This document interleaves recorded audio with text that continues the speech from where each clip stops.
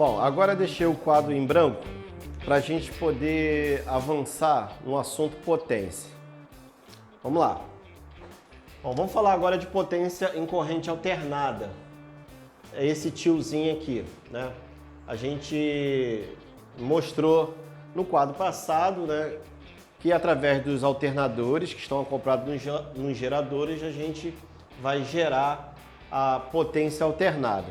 Bom, agora você como eletricista precisa relacionar potência alternada ao tipo de receptor, ao tipo de carga que você vai colocar no gerador.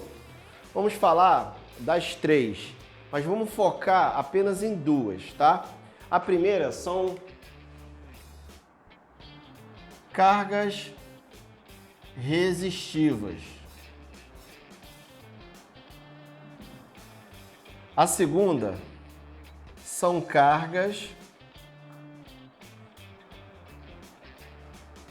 indutivas e cargas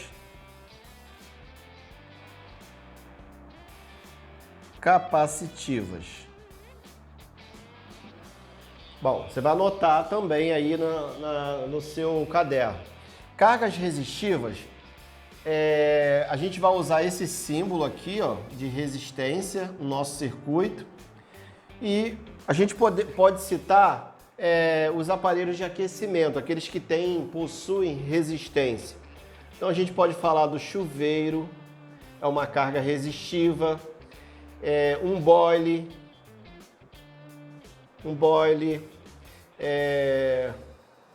um buffet, um banho-maria e assim por diante.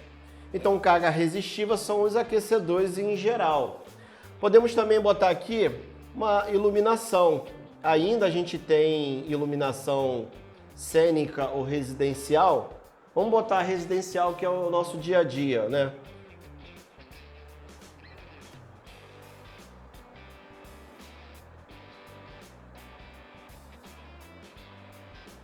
Bom, dessa forma são os exemplos de cargas resistivas. Se você for preencher o documento da concessionária, da Light ou da Enel, aqui no Rio de Janeiro, você vai dizer que carga resistiva é a potência proveniente desses equipamentos. Então, cargas indutivas, tanto cargas indutivas e capacitivas, são cargas reativas. Todas as duas são cargas reativas, porque provém de efeito magnético.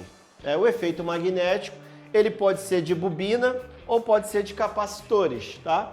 Então, quando eu penso em cargas indutivas, vamos botar aqui primeiro o símbolo. Esse aqui é um pouquinho diferente, tem umas voltinhas. Eu vou pensar em motores elétricos, né? Transformadores,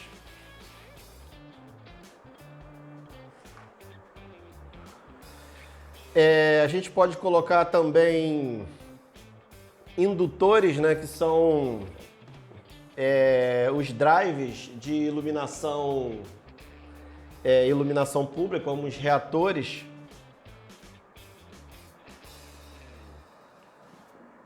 Bom, aqui já ficou legal.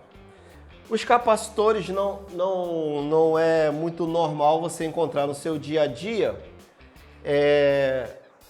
mas nas indústrias onde tem muitos motores você vai encontrar, é parecido com uma fonte, mas não é. Em algumas literaturas você acha também com uma pequena voltinha assim. Então esse símbolo, vou ficar com esse. Alguma literatura você pode achar com uma pequena volta aqui ou não.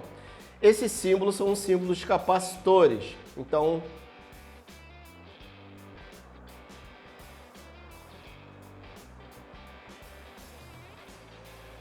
banco de capacitores. Existe um tipo de motor industrial que é chamado de motor superexcitado.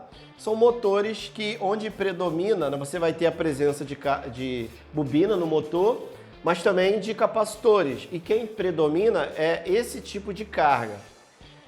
Então, a carga resistiva é potência, tá? Então, potência, deixa eu botar destacado aqui, ó.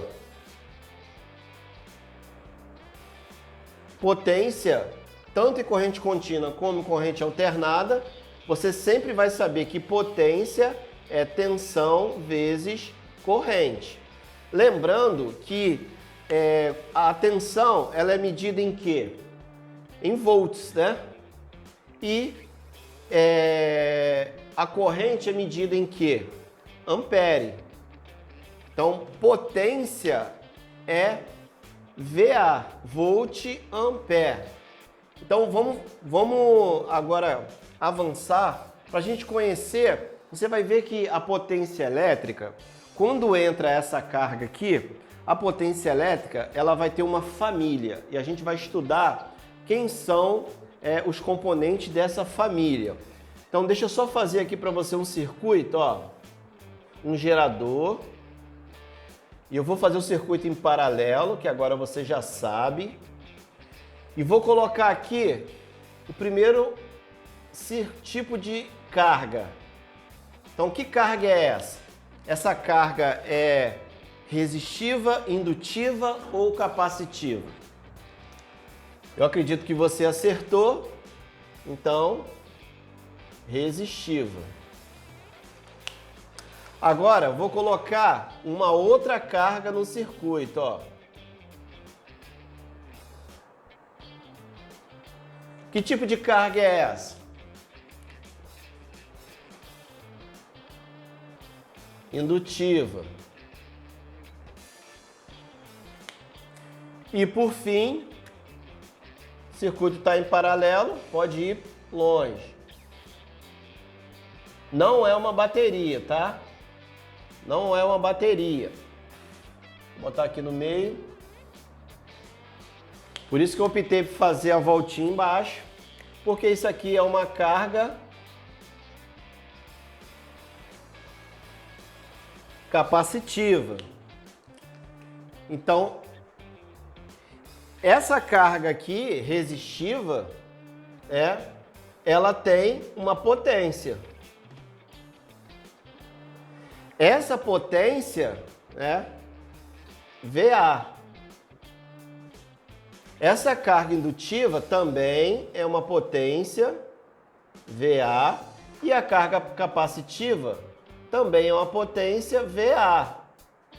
A diferença que a gente precisa enxergar é que para essa potência ser consumida aqui, o meu gerador, ele tem que fornecer.